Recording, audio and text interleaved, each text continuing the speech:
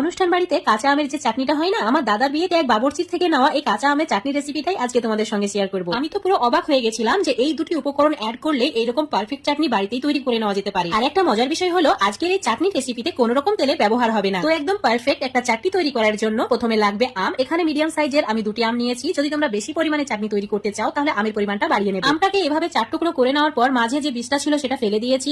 তারপর এভাবে কিউব করে কেটে নিয়ে জলের মধ্যে দিয়ে দিলাম। তোমরা চাইলে বড় বড় টুকরো করেও কাটতে পারো, কিন্তু দেখবে বিয়ে বাড়ির অনুষ্ঠানে যে আমের চাটনি পাওয়া যায় এইভাবে কিউব করেই কাটা হয়, আর এইভাবে দেখতেও ভালো লাগে। এবার সামান্য পরিমাণে হলুদ দিয়ে এইভাবে 10 মিনিট রেখে দিতে হবে। 10 মিনিট পর চুলার উপর একটা ফ্রাই প্যান নিয়েছি, আর ফ্রাই প্যানে 1.5 গ্লাস মতো জল অ্যাড করে দিলাম। তাতে সামান্য পরিমাণে হাফ চামচ মতো হলুদ দিয়ে দিলাম। এবার যে আমের টুকরোগুলো হলুদ জলে ভিজিয়ে রেখেছিলাম সেই জল ফেলে দিয়ে ভালো করে ধুয়ে নেওয়ার পর এই ফ্রাই প্যানের মধ্যে অ্যাড করে দিতে হবে। আমি প্রায় 5 মিনিট হাই ফ্লেমে রান্না করে নিয়েছি, আমগুলো সেদ্ধ হয়ে গেছে 80%। এখন একটা প্লেটের মধ্যে তুলে রেখে দিতে হবে। ওই জলটাকে ফেলে দেওয়ার পর ফ্রাই প্যানে আবারও আমি 1.5 গ্লাস মতো জল নিয়েছি, আর জলটা হালকা একটু গরম হওয়ার পর অ্যাড করেছি হাফ চামচ মৌরি। যে যেমন চাটনির মধ্যে মিষ্টি খেতে পছন্দ করো সেই হিসাবে চিনি অ্যাড করবে। আমি প্রায় 150 গ্রাম মতো চিনি অ্যাড করেছি, আর সামান্য পরিমাণে নুন দিয়েছি। এবার খুব ভালো করে মিশিয়ে নিতে হবে। চিনি হালকা গলে গেছে, এর মধ্যে অ্যাড করে দিতে হবে কিছু কাজু আর কিছু কিশমিশ। এখানে কাজু কিশমিশটা অবশ্যই অ্যাড করবে, তাহলে চাটনিটা খেতে খুবই ভালো লাগবে। চুলোর আঁচ মিডিয়ামে রেখে কাজু কিশমিশ একটু সময় নিয়ে নাড়াচাড়া করে সেদ্ধ করে নিতে হবে। আমি প্রায় 3-4 মিনিট ধরে ভালো করে একটু সেদ্ধ করে নিয়েছি, প্রায় 80% সেদ্ধ হয়ে গেছে।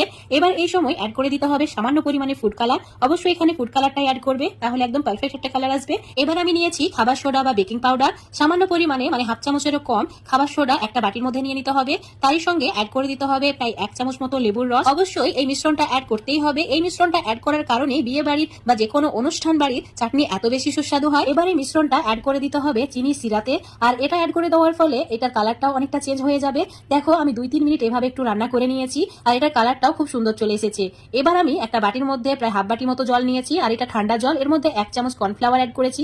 ভালো করে মিশিয়ে নেওয়ার পর এই মিশ্রণটাও অ্যাড করে দিতে হবে। এই মিশ্রণটা অ্যাড করার কারণে খুবই সহজে চিনি সিরাটা ঘন হয়ে যায়, আর এটা ঠান্ডা হয়ে যাওয়ার পরও চিটচিটে হয় না। কর্নফ্লাওয়ার জল অ্যাড করার পর চুলোর ফ্লেমটা মিডিয়াম করে দিতে হবে, আর অনবরত এভাবে 2-3 মিনিট নাড়াচাড়া করে ভালো করে এই সিরাটাকে ফুটিয়ে নিতে হবে। 2-3 মিনিট পর ঠিক এইরকম ঘন হয়ে যাবে, আর একদম পারফেক্ট একটা চাটনির সিরা তৈরি হয়ে যাবে। এবার এর মধ্যে অ্যাড করে দিতে হবে আগে থেকে সেদ্ধ করে রাখা আমের টুকরোগুলো। আর আমের টুকরোগুলো যেহেতু 80% মতো সেদ্ধ করাই আছে, তাই অ্যাড করার পর চুলোর ফ্লেমটা মিডিয়ামে রেখে 1 মিনিট ফুটিয়ে নিলেই হয়ে যাবে। এর বেশি যদি ফুটিয়ে নেওয়া হয় বা রান্না করা হয় তাহলে আমের টুকরোগুলো গলে যাবে আর চাটনিটা পারফেক্ট হবে না।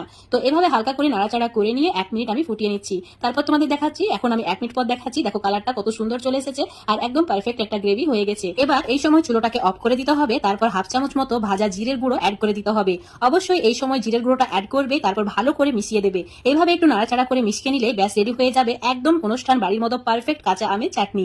তো বাড়িতে বন্ধুরা অবশ্যই একবার ট্রাই করে দেখবে। আশা করছি আজকের এই আমের চাটনি রেসিপিটা দেখে তোমাদের অনেক